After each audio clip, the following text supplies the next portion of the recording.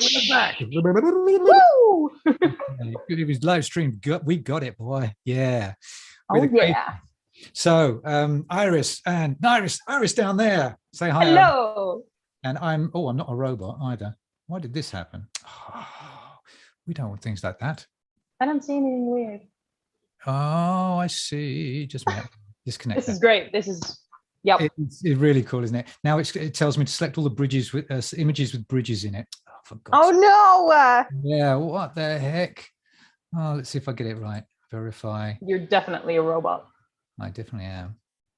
I knew it. Why did this happen? I don't know. What's going on? How did this happen? Maybe gonna send it again because I don't know if it's working. Exciting. It's working. Our channel.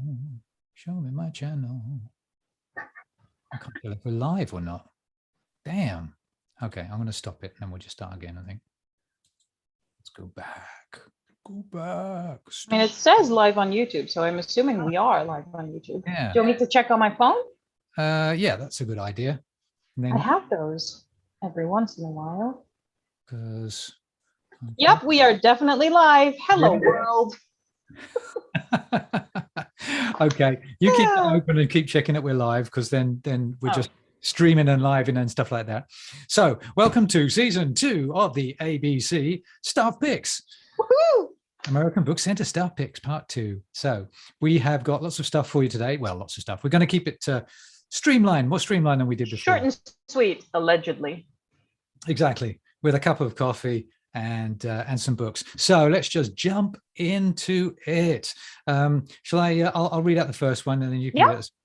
Let us, so we've got Martin, who works on the ground floor at the American Book Center in Amsterdam, and he. Let's see. Yeah, he does the art books. Lovely art books. And his suggestion when I asked him for a new book was from Henry van der Velde, The Complete Paintings and Drawings.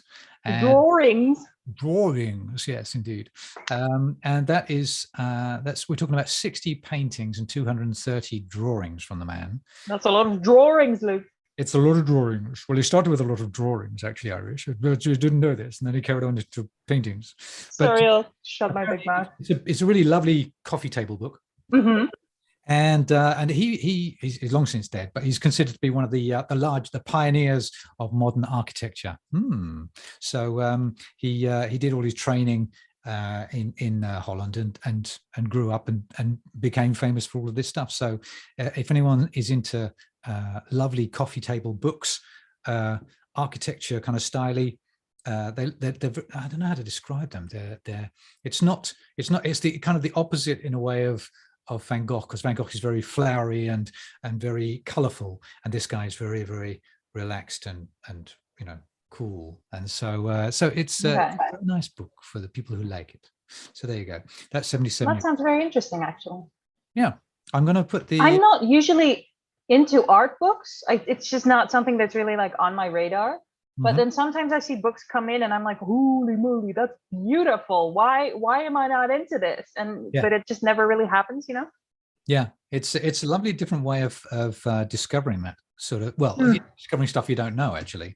Yeah. Going to the museums, because again, you'd only go to a museum if you kind of knew or were interested in the first place. Yeah. Yeah, browsing around, you hit something like this and you kind of go, oh, wow, there's a whole new world. You realize that you do only know a little bit of the world. Yep. So that was Martin's suggestion. Very nice. Very nice. So what have you got? What have you got? Do you want me to talk about what I'm reading, or do you want me to talk about what other people suggested? You can start with what you're reading if you like. Yeah. Okay. Cool. I am currently reading The Phlebotomist, which I think it's such an ugly word. To say, but phlebotomy is taking blood. So a phlebotomist is someone who like takes blood for like donations or transfusions, or it's an actual I don't know if it's a job, but it's like an actual thing. So this is like is it a modern day thing? Or it's just, well, I mean, it's a Greek word, obviously, but because phleb means vein, I think, or artery or something. Okay. That's just what it is. And it's like a sort of dystopian sci-fi situation where I think it's in the near future. I think it's in like maybe 40 years from now, maybe a bit more.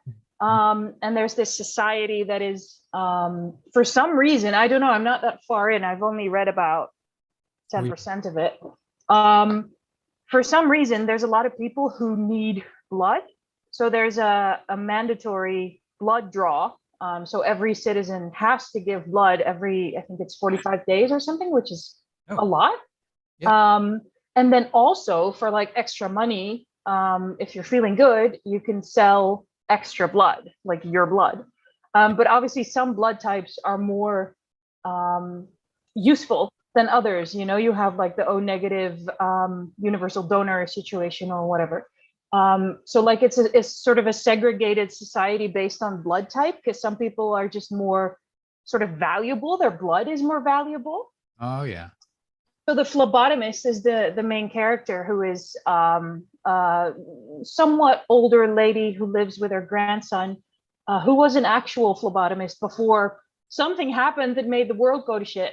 And now she basically works for this like big brother like government that makes her take a lot of blood from a lot of people, and it's all very streamlined and it's all very sort of sterile and very technical, but it's a very weird vibe. So I'm very curious to see what's going to happen. She's basically accidentally just gotten herself involved in some criminal activity, so we'll see. No, that cannot happen. Oh, yeah, not again. Oh, I know. It would just be normal phlebotomists, wouldn't you? Yeah, just your regular old phlebotomist. Exactly. I want to talk to my phlebotomist, please.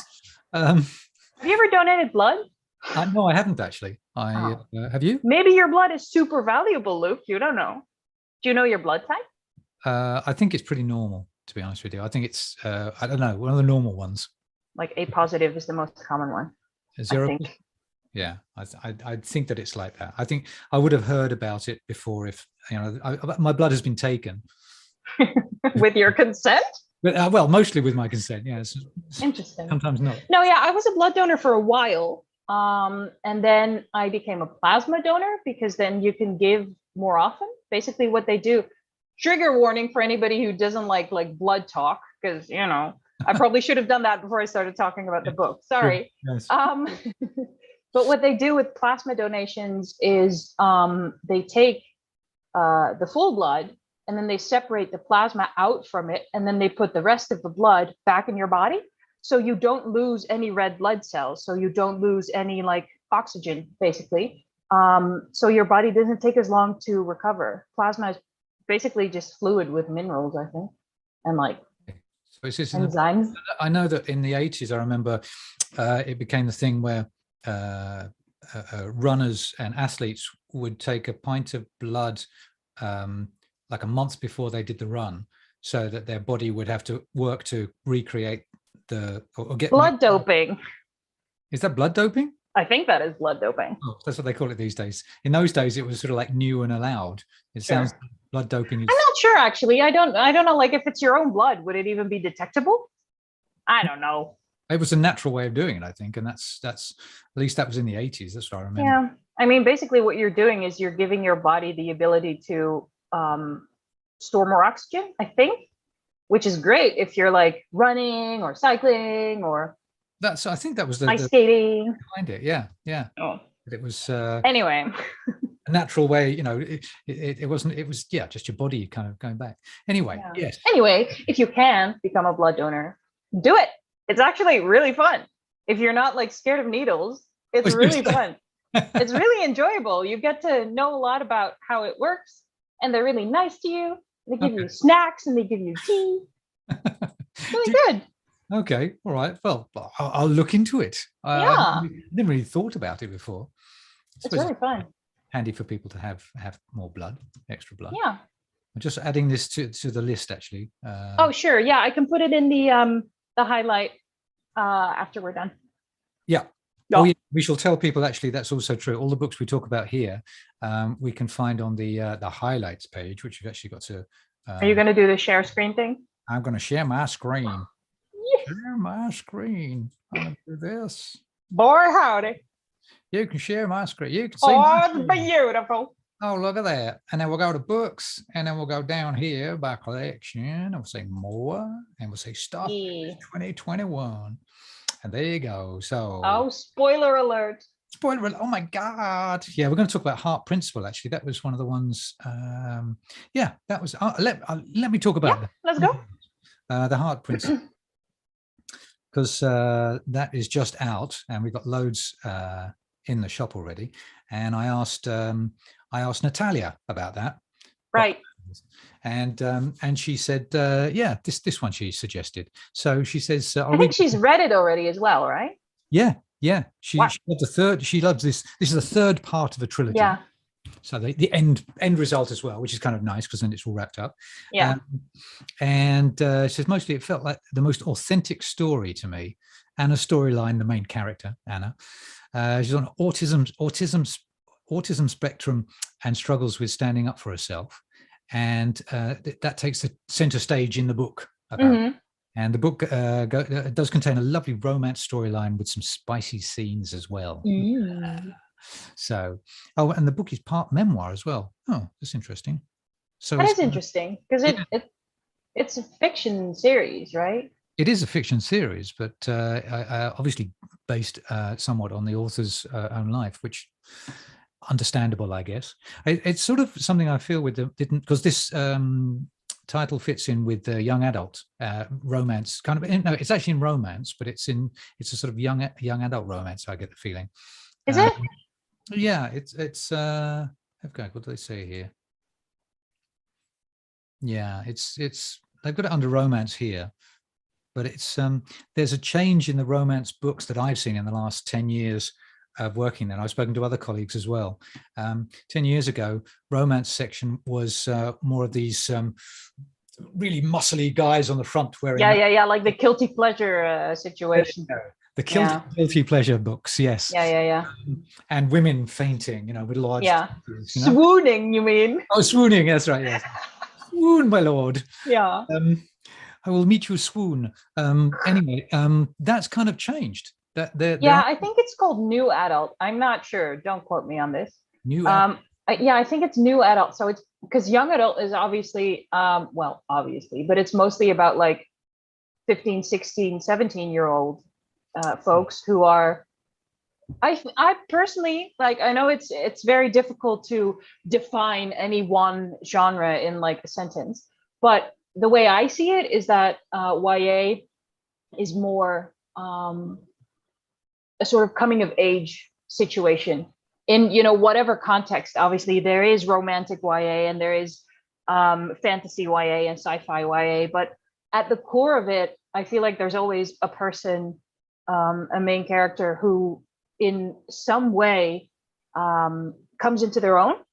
And I think new adult is more, is about characters who are adults, first of all, which I think is probably a good idea if you're writing like about sex and about sex scenes. It's probably easier if it's like consenting adults, just to be on the safe side. Yeah. But I feel like they're a bit more explicit than YA, where most of the steamy stuff happens sort of behind a veil, if steamy stuff happens at all. Yeah.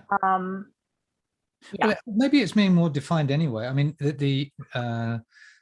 what you're saying is basically it's the people of the age that it's that the people written about in the books are of the age of the people that it's meant to be read by.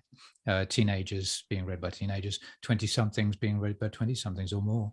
Maybe, but actually most of the YA readers are, I think the average age is like 30 for readers of YA.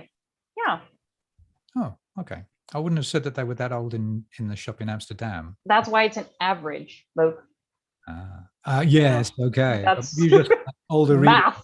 In maths. Oh, actually, I could go into that, but I won't. I saw a YouTube thing about maths and how do you quantify things? But anyway, I shall not get into that one. Okay. So this one, so this one is kind of, I have a feeling I'd have to talk to Natalia, see what she thinks, whether it, I also just, I don't know exactly what like the definition of new adult is. I just know that it's sort of a relatively new term for something that I feel like is sort of in between romance and general fiction, but I'm not sure if that's right. That's just sort of how I understand it. Well, we can come back on this. We can talk about this sure. Next month episode, and see, get some more details and see everything in the shop. Do some research. It is also changing, which is very interesting, because I think for many years it was just what I described before. The kilted guys, the swooning ladies, and it really has changed in the last 10, even 5 years, very clearly. So all of these things are moving around and rearranging, and they haven't finished changing yet. In there, does anything ever finish changing? Oh, there's a movement, it changes, and then it gets fair enough station and okay. Science fiction has been a long time science fiction, and it's now changed a bit. There have been moments where it's changed. Early 90s, you had cyberpunk, and I thought, oh, this is going to change everything, and it didn't quite. It moved a little bit further, but it was more like a blip. And so there are, it's not a straight line. No, it never is. No. So go on. I'll just say that this is part 3 in the Kiss Quotient trilogy. Wow. Yes. You can read these. Or you can read them standalone if you want. That's kind of interesting. Oh, I always like that. I quite enjoy that. Okay. I like it. That's also something I feel like is more common now than maybe it used to be. Where series they're sort of series, but they're not as much like super connected, one flowing story.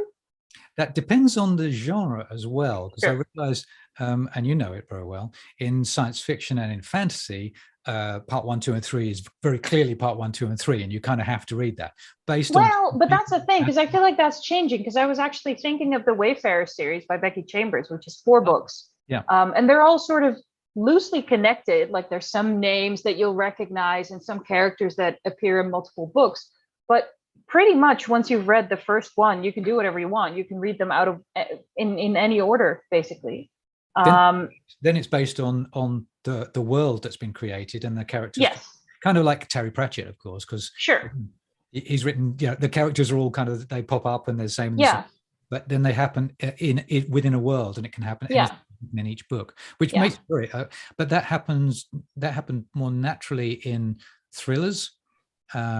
Sure. You have a character, Tom Clancy characters, I guess, and then every time it's a different story, but and maybe there's a furthering of the character or something like that. Yeah. But that was more built into that genre. Like a case of the week situation. Oh yeah. They solve a case and then they move on to the next one. Next one, yes. And there's a zillion choices cases every week. It does depend, or it did depend more on there were different styles within different sections. But what you're saying, it's also changing. It's opening up, which is kind of cool. Yeah. You want to read another one? Sure. Women of Troy by Pat Barker. Yeah. Which was suggested by Sifet, who works on the second floor in Amsterdam, first floor in Amsterdam. I don't know. Sometimes I call a floor and then she picks up the phone and I'm like, oh, I didn't know you'd be here today. It's always surprising where she is, Yeah, she does flit around. Yeah, she works between the second and the first. On a Monday, she's on the first, but on a Friday. Do you know that she's the first ABC person that I really worked with? Because I started as an intern. I wasn't even officially hired. I was just going to be here for 3 months 6 years ago. Look at you now. Yeah. And so I went to Amsterdam and I did some behind the scenes work, sorting through old pictures and articles about ABC. It was really fun, but she was sort of, keeping an eye on me. So she was the first person that I really had any interaction with in sort of a work capacity at ABC. It was really fun. Yeah, that's cool. Yeah. Very definitely her own kind of lady, so that's cool. Yeah. Okay, so anyway, Women of Troy, which is sort of one of the many Greek mythology inspired books that are around at the moment. It's also the sequel to Silence of the Girls by Pat Barker. Just repeating the author in case people forgotten. Yeah. Because obviously that's like a huge deal with, Song of Achilles, which is such a popular book due to book talk at the moment. Right. And there's that's a massive one. Yeah, summer we did that. Yeah, and also the other book by Madeline Miller. I don't know how to pronounce the title though. Which other book from Madeline Miller? Well, that's the thing. Now I have to say it on the internet. Yeah, go on. Well, some people say Cersei, but that's weird because it reminds me of Game of Thrones. But there's also people who say Kirke, and that's also weird because it's 2 C's. I would say me too, but nobody else does that. Well, they're all fools. Like circle. Fools, yes. But without the L. Or Cirque du Soleil, I don't know, a Cirque with a C instead of a Q. Yeah, exactly. And there's also one that looks a lot, looks very similar, which is called 1,000 Ships, which I don't know exactly what it's about. It's by Natalie Hayes, I think. It sort of has the Greek urn shape on the cover with the shiny like foiling. It's really pretty. It's also one in that genre. 1,000 Ships, indeed. Yeah. There's a feminist retelling of the Trojan War, giving voices to the women the myths forgot. Well, there you go. Which I was just about to say. Oh, duh, 1,000 Ships. I just now got it. Yeah? Yep, it's fine. I'm real smart. There you go. Thanks. It's. I'll share the screen now. Show the public what we're looking at. So that's 1,000 Ships. Yeah. And if we go back one. Nope. Go back one there. Oh, he didn't do it. Did you go too far? Yeah. No, he didn't pick the other one up. That's weird. 1,000 Ships and the Madeline. Oh yeah. Miller one was sick. Yeah. See, they're very similar, right? Exactly, and Song of Achilles looking like that. So they're all indeed what you said, that there's this thread, but also the thread is women, because also this book that Siggy has, obviously it's called Women of Troy. So, yeah. And it's got the antagonists, they're all female. Yeah. So there's also one called Ariadne. Also haven't read that one, which is by, I think, someone called Jennifer Saint, which I think is funny. You're called Saint. See? That one. Ding dong. Isn't it pretty? Oh, yes. Yeah, perfect for fans of Cirque or Song of Achilles or Silence of the Girls, which is part 1. But you're right. It's all about the women. Yeah. Yeah.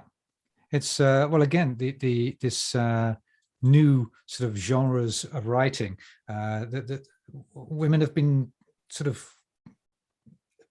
it's been opened up, it seems like, and are not, I don't know, not afraid, or just that they've been allowed to come out and write. And it's quite clear that there's a huge amount of women that obviously have the talent and that can write these books, but then they write them from their own perspective rather than putting a female instead of a male position. Yeah. The female gaze, as it were. Yeah. So that helps a hell of a lot. Helps for women, but I think that it helps men. I mean, I personally think, helps me to understand the female perspective. Yeah, I mean, that's the thing with representation. It helps everybody, not just the people being represented. Mm-hmm. And sometimes that's hard to see. Sometimes, it's not an immediate realization that many people have, but in the end, it benefits everybody. Yeah, exactly. Well, it sort of becomes the de facto thing of being able to talk about it. Like, again, the young adult, the YA books, where they talk not only about females, but of other minorities of people with physical problems or mental problems, or their sexual aardheid. How do you say that in English? Sexual orientation. However they, old man crawling in. I don't know how you call it these days, but anyway, whichever way they want to be known as, how they feel themselves. And those things are talked about as part of the stories and woven in, but they're not necessarily the whole reason of the book. They're just part of that thing. But again, it's like, it helps if you're, for example, if you're like a young gay Black person and you see a book about a young gay Black person, you're like, oh my God, that's amazing. This book is about me. But also, if you're not a young gay Black person and you read about a young gay Black person, it also sort of subconsciously plants this idea that these people exist. You know, they're around us, and they haven't always been represented in books, in films, whatever, but they're definitely there. So that's what I mean. You know, it helps everybody. Yeah, absolutely. Yeah. I agree. We need someone here to disagree so that we can have a good argument. But anyway, no, I think no, we won't. Okay, all right. Yeah, so that was from Siggy. Yeah, that just arrived last week, actually, because I was saying, can you yeah, it's recently come out. Can you suggest something? You said, well, this book is not out yet, and we're like, the next day it was on the shelf, so we can add it. There we go.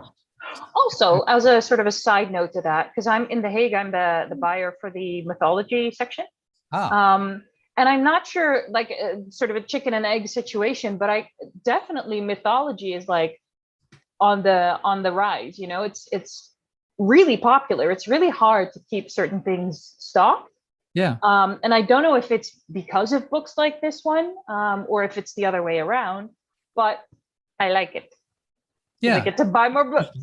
Yeah. Well, I'm thinking also you got the one that sticks out in my mind was Stephen Fry, who yes, mythos and so yes. And obviously he's totally into it and writes from a historical point of view. Yeah. Also writing, you know, a grand story around it.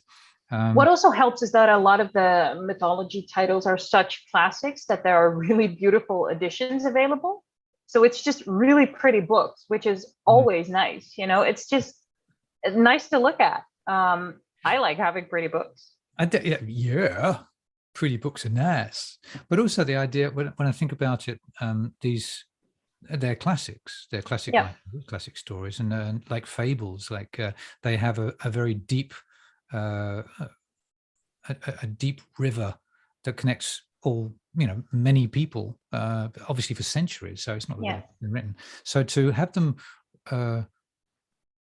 rewritten and reinterpreted for our age, which, as we're talking about, is, you know, has changed tremendously, then it lends a depth to the whole story, and it makes it really fresh again, actually.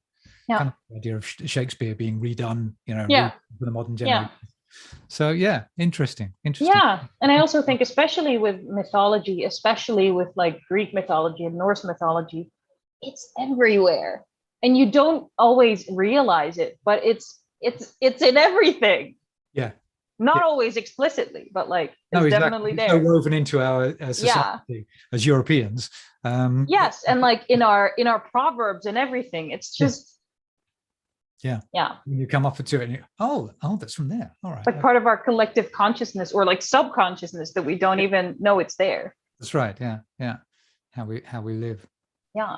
Our daily lives. Right. Going from the depth and historical perspective of that to the ridiculous and stupid and the modern of what Jitser has suggested. Jitser is on the first floor in the ABC in Amsterdam, and he's been there long, but not long enough, not as long as me. Okay. Yes, nobody's as old as me yet. And he suggested this graphic novel, which is called Crisis Zone, from Simon Hanselmann. Jawohl. It's very nice. It's, I had a look at it today. It's freaky. Very rude. So I'm not going to show you everything on it. Sure. But, what's happened, I like the idea of it. The guy anyway has been writing graphic or drawing graphic novels for years. And when the Corona crisis came along, he started to put them on Instagram. So one page at a time, so about 6 blocks, little stories. And so he would do that almost every day. And now he's brought that all out as a book. And it's these crazy characters. And like I said, they're all up to all sorts of ruderies and things like that, and just, I don't know, just bizarre things. So basically, it's Simon Hanselmann's Corona project. Exactly. Like some people got into baking bread, he made a book. he made a book. Okay. He got into this. I'll show you the front cover, because I think it's, if I can get this thing. Yes, go to the front cover. Okay, here we go. You'll get the idea. Where's me share screen? Oh no, don't want that. What? There we go. Can you share? Can you see it? Oh yes. So it's this crisis zone, yeah. So just and it's quite thick. There's about 300 so pages on it. Oh wow! Full of all of this, and so they look really like childlike drawings, but they are doing some weird shoot, and it's just bizarre and funny. So, but is it like, I don't know if you, is it a story or is it like all kinds of? There is a kind of continuous story, but of course, from one frame to the next, it's not like this there's not this arc or something like that. Sure. Imagine every day he drew it and put it up on Instagram, and the next day he drew the next one, which had some connection to the previous one, or maybe right. Okay. And at a certain time, that story ends, and then the next one is a new story. So it's right. Kind of like, I suppose, like all of those comics, even from Charlie Brown. Sometimes there'd be just 6 blocks and a little story, and the next one would be different. And sometimes we would have an arc that went on for a couple of weeks or something, and then stop. So, but it just, as he says, Meg and Mog, who are basically the witch and the owl. Mm-hmm. Meg and Mog and their drugged up low-life friends go into lockdown and are wholly unprepared for the upcoming onslaught. Toilet paper runs out, people get sick, stuff burns down, people get hurt, and what the fuck is Werewolf Jones doing in all of those thongs? Why? Exactly. What can I say? It's crazy stuff, but it does make me laugh, isn't it? So, I think we can all use a good laugh, Hey, there you go. If you've got that kind of weird sense of humor, this is the book for you, because this is kind of fun. Okay. So there you go. There's that one for you. Mm-hmm. Lovely. We've got it's good. Oh, have we been on for 43 minutes? Good Lord. Good Lord. We do rabble on, don't we? Tell you what, do you want to do 1 or 2 more and then we'll call it? Do we have any more? Let me just see. I thought we did. I don't think we have any more. Lucas. It's Natalie. Oh my goodness. Oh, well, we got nicely to the end then, didn't we? Oh, Look at us. We didn't talk about Beautiful World, Where Are You? Oh, yeah. So why don't we just end? Rune. Yes, because that's a very, very nice book. This is one for, well, actually, it's a young adult, isn't it? No. I would call it young. Oh, no, is it? No, it's just fiction. I can't. You call everything young adult. It's just because you're old. You're an old adult. They all look like young adults to me, yes. All these young books, I don't understand. They're very strange. It's go on, I'll show you the picture. There you go. Beautiful World, Where Are You? We can't keep them in the shop fast enough because people are doing I think it's been Tin Can. No, what's it called? TikTok. That's it. They should make one called Tin Can. I don't know if that's it. I just think Sally Rooney is very popular. That anyway. Yeah. Sure. Yeah. Because I mean, Normal People is an ABC favorite for a reason. Mm-hmm. It's not because nobody wants to read it. Spoiler alert. No, go, oh, this is really bad. I hope the second one's No, this is definitely I think a good read, post summer read, I guess. But it's just missed the summer a lot. But it's all about they talk about it. Alice, Felix, Aileen, and Simon are still young. So again, it's a young person's book. You were talking about young people, and it's like that's why I think it's a YA kind of thing. But it's not teenage necessarily. No, and it's also not a coming of age story. It's just like people finding their way in life. Which sounds to me a bit like 20-somethings rather than teenage. So. Yeah. I don't know. It doesn't say their age, does it? Still young people. Shut up, Dad. Anyway, it's a bit weird because it came in just before my vacation started. So I knew it was there.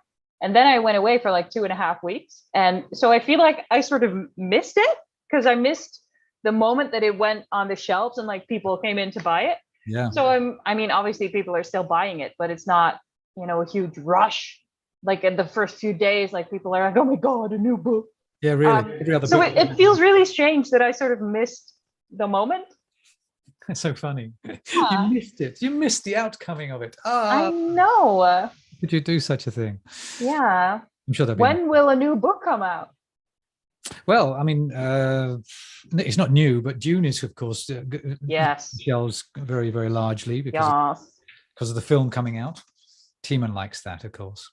Yeah. Oh, and did we? Have you? No, you haven't read June. No, I haven't read June. No, neither have I. I'm still having nightmares of the old film from June where Sting is all lathered up and looking very weird, and he's got a nappy. Okay. It's very, very strange. Wow. Okay. All right. What a world. What a world indeed. Yes. Yeah. Anyway, what were you holding up just now? This. Yes. Last week, because I thought, well, let's see what it's about. It's actually about artists. When they say artist, I'm a singer-songwriter artist, but this is actually more about painty artists and things like that. But you can take some of the bits out of it, and I tend to use it as sort of a dip-in sort of book. Instead of reading front to back, and I you get selling art online, website, Instagram, newsletter, and things like that. That can still be applied to musicians. Of course, yeah. So, and your brand, storytelling and pricing, and it's short and sweet in the different parts. There's enough in there. It's not. It's not. Oh, okay. Yeah, there's quite a bit of information in there. So it's kind of interesting to get, even if it's not in my exact genre of what I do, and B, the writing is not exactly like, oh yeah, I'm really going to do this, but to get a perspective of how somebody else sees it, I find that interesting as well. Yeah. So I don't totally agree necessarily, but it's like, oh yeah, you can see it like that. So it's always good to keep your mind fresh and open.